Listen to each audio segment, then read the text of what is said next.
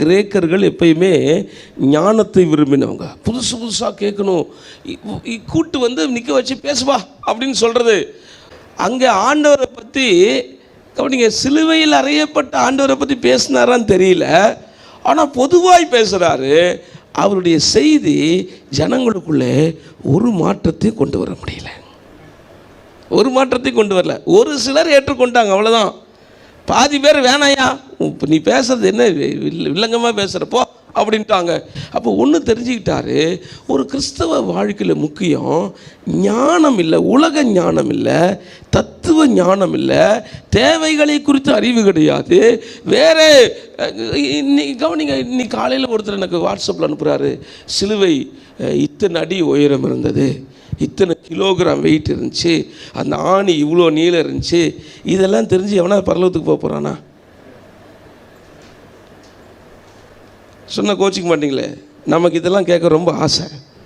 எப்படி இதெல்லாம் கவனிங்க, தங்களை ஷோ பண்ணிக்க விரும்புகிறாங்க, தங்களை பெரிய ஆள்னு காட்டிக்க விரும்புகிறாங்க.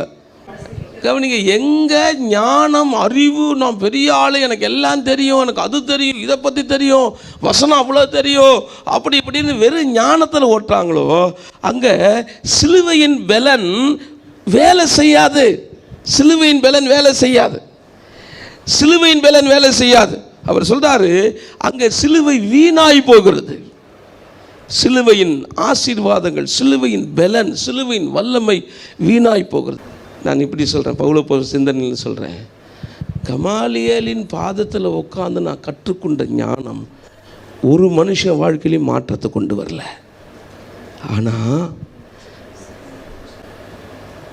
அரபு வனாந்தரத்தில் இயேசுவின் பாதத்தில் உட்கார்ந்து கற்றுக்கொண்ட ஞானம், அந்த சிலுவையின் ஞானம் ஆயிரங்கள் வாழ்க்கையை மாற்றுது.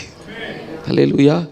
நான் திரும்பி சொல்கிறேன், கிறிஸ்தவ வாழ்க்கை சும்மா நமக்கு வேத வசனம் தெரியும், அதை தெரியும், இதை தெரியும், இதெல்லாம் தெரிஞ்சுதான் நல்லது, தெரிய வேணான்னு சொல்ல. ஆனால் இதை நம்பி கிறிஸ்தவ வாழ்க்கை, கிறிஸ்தவன் பரலோகத்துக்கு போக முடியாது. சிலுவையில் அறையப்பட்ட இயேசு சிலுவையில் எதுக்கு வந்தார், அவர் சிலுவையில் என்ன செஞ்சு முடித்தார், சிலுவையினால எனக்கு என்ன லாபம் வருகிறது, இதை எந்த மனுஷன் உணர்ந்து சிலுவையில் அறையப்பட்ட கிறிஸ்துவை தன்னுடைய வாழ்க்கையில் தியானித்து அவரை விசுவாசிக்கிறானோ, அந்த சிலுவையின் ஆசீர்வாதங்கள் தான் இவனை தேவனுக்கு முன்னால் நீதிமானாக நிறுத்தும். அல்லேலூயா.